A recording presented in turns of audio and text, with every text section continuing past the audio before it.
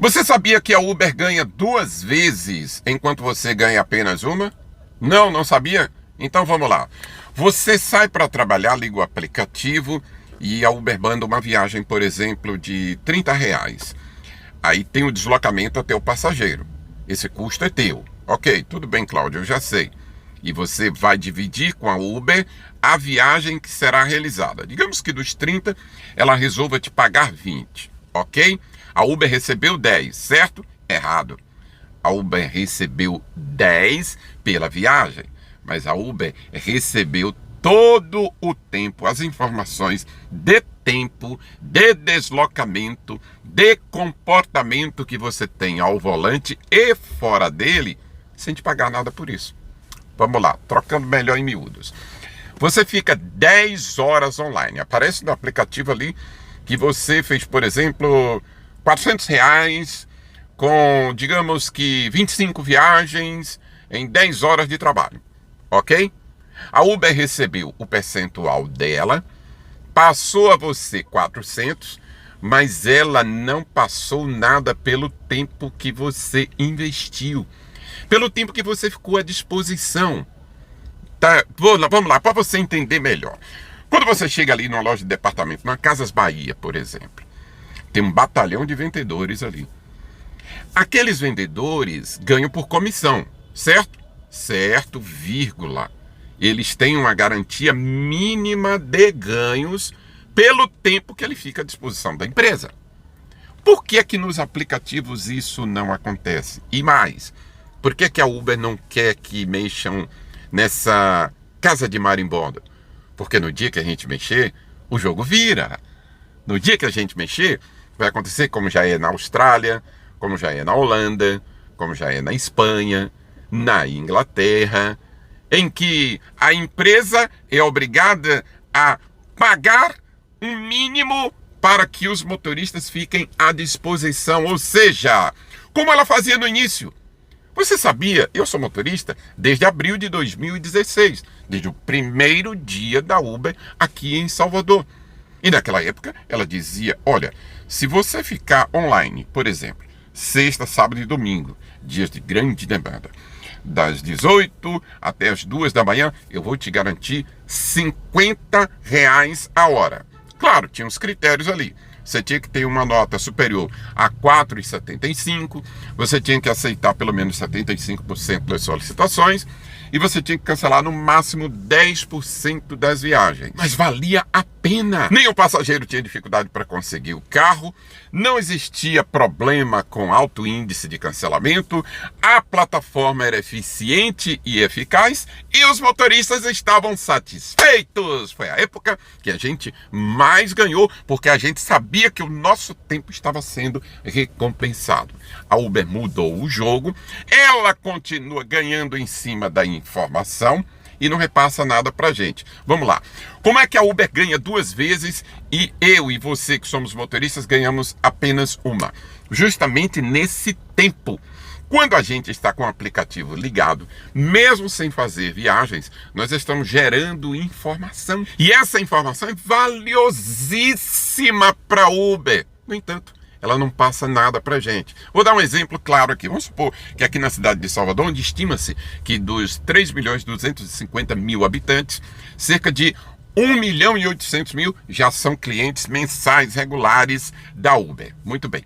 A Uber vende uma coisa que ela não executa. A Uber não faz viagens, ela vende viagens. Mas para entregar essas viagens, ela precisa de mim e de você. E a gente precisa estar online. Então, no dashboard lá do coordenador, do diretor, da CEO, ele olha lá, por exemplo, olha, nós estamos com uma demanda X nesse momento, precisamos de tantos carros online. Puxa, não estou conseguindo, então vou ter que colocar aqui um extra para que esses motoristas vão. Olha, esses motoristas que ficam nessa área aqui, eles estão tendo tal tipo de comportamento, a gente precisa adotar uma postura e por aí vai. É quando a gente fica online, simplesmente por estar online, que nós estamos gerando o capital mais valioso para a empresa, que é informação, para que ela aprimore, desenvolva o aplicativo e adote também essas políticas perversas, né, para encher o bolso dos acionistas, tirando das nossas custas. Pois é, Essa é a informação valiosa, o grande detalhe que a Uber não quer que motoristas saibam e não quer mudar. Mas nós podemos mudar. Toda mudança que aconteceu nesse sentido na Austrália, aconteceu na Espanha, na Inglaterra, na Holanda, apenas para citar alguns países, em alguns lugares dos Estados Unidos também, foi através de legislação. Sim, porque a Uber não vai mudar gratuitamente, chegar por obra e graça do Espírito Santo e dizer, olha, nós vamos agora recompensar você por hora, pelo tempo investido. Não vai, esquece, meu amigo. Para a Uber fazer isso, ela precisa ser acuada. E a melhor forma de acuar a Uber é através de uma legislação. Em 2017, eu estive em Brasília diversas vezes, junto com centenas de motoristas convocados e pagos pela Uber para fazer pressão no Congresso Nacional. É exatamente nessa casa que as coisas acontecem. E é exatamente lá que a Uber tem o seu segundo maior contingente de relações públicas, de profissionais que visitam periodicamente gabinetes de deputados e senadores, de ministros, fazendo lobby para favorecer a quem? Ela. E nós temos quem? Quem é nosso representante lá? Você sabia? Os bancários têm representantes lá, os comerciários têm representantes, petroleiros têm representantes, a indústria automotiva tem representantes, o agronegócio tem representantes, a indústria do armamentista tem representantes e motoristas por aplicativos. A maior categoria de trabalhadores do país tem quem? Ninguém. Se nós queremos mudar, nós precisamos ter representantes lá. Ah, Cláudio, está falando de eleição? Não estou falando de eleição, eu estou falando de categoria. E isso passa pela eleição. Nós estamos em 2022, eu te pergunto, como é que você vai fazer com o seu voto? E aqui não interessa em quem você vai votar, para presidente ou para governador. Porque não são eles quem decidem. Os governantes, os executivos, aprovam leis aprovadas no legislativo. E aí eu chamo sua atenção, meu querido. Na sua cidade, no seu estado, tem um motorista que dispôs o seu nome, que é candidato a deputado, seja estadual, seja federal. Vote nele. Vote nele. Não vote, não faça como muita gente faz, porque o brasileiro diz assim, a culpa é de Lula, a culpa é de Bolsonaro, a culpa é sempre do outro. Mas ele vende o voto por um IPVA. Ele vende o voto por um jogo de rodas. Ele vende o voto porque o cara conseguiu uma internação. Eu vi em 2020 gente dizer que ia votar num outro candidato porque o cara conseguiu a internação para a mãe dele no hospital. O hospital é público e o cara vendeu, cobrou por isso e o idiota aceitou pagar por isso. Não aceite isso. Faça como a indústria armamentista. Faça como o agronegócio, faça como os petroleiros, como os professores. Vamos agir como classe, vamos votar em quem é da gente e em quem nos representa. Por isso eu quero apresentar alguns aqui que vão estar nas casas legislativas e que serão a nossa voz. E eu conheço esses. Tem outros por aí, depois eu posso falar até aqui, mas esses eu conheço, começar pelo Marlon, lá em São Paulo. Você que é de São Paulo, você que é motorista por aplicativos, vote no Marlon. Tem o Duda, da MASP, que é candidato a deputado estadual. Duda é um guerreiro, vote nele. Tem o Denis, do Rio de Janeiro, você que é motorista no Rio de Janeiro, vote e convença outros motoristas, a sua família, a votar no Denis. Tem o Luiz Fernando lá no Espírito Santo, que também é candidato a deputado. Vote e convença outros a votarem nele também. Lá no Sul, nossa querida Branca, uma mulher candidata a deputada. Vote nela e convença outros a fazerem o mesmo.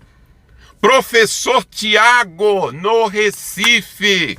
Meu amigo professor Tiago, você que é de Pernambuco, dê o seu voto a quem é motorista e que se propõe a representar. E aqui em Salvador, na Bahia. Não é só Salvador, na Bahia, você, meu querido colega, de qualquer cidade da Bahia. Esse é o cara, Vicky Passos, Vinícius, guerreiro das antigas. É candidato a deputado federal? Pois é, quando nós tivermos vez e voz lá no Congresso, lá nas casas legislativas estaduais, a gente vai ter uma voz, a gente vai ter representação, a gente vai ter como mudar, principalmente no Congresso Nacional. Esses candidatos, esses colegas, podem simplesmente ir lá e mexer nessa ferida e apresentar juntos, fazer a bancada dos aplicativos, né? E trazer outros deputados para apoiarem e apresentar um projeto semelhante ao que foi aprovado lá na Austrália, semelhante ao que já existe na Holanda, na Inglaterra, na Espanha. E aí, meu querido, a gente pode ter sim um piso mínimo. Não é salário mínimo, não é salário mínimo, pelo amor de Deus. Um piso mínimo aprovado pelo Congresso, o presidente sanciona e os aplicativos vão garantir. Aí sim a gente vai sair para trabalhar e não ficar naquela loucura de doido. Meu Deus, eu tenho que fazer. Sim, eu tenho que fazer, claro. Tem que ter critério. Tem que ter índice de aceitação, tem que ter índice de cancelamento, tem que ter nota. Tudo bem, mas a gente tem um mínimo garantido. A gente saber que, opa, meu tempo investido está sendo recompensado. Eu espero que essa informação desse vídeo tenha sido útil. E não venda o seu voto. Vote, você que é motorista, vote em um colega que é candidato, em uma colega que é candidata. Porque assim a gente tem representação, a gente tem força para defender os nossos interesses. Eu espero ter ajudado você. E se eu conseguir, por favor, dá um like e compartilhe esse vídeo com os colegas. Forte abraço e até o próximo vídeo.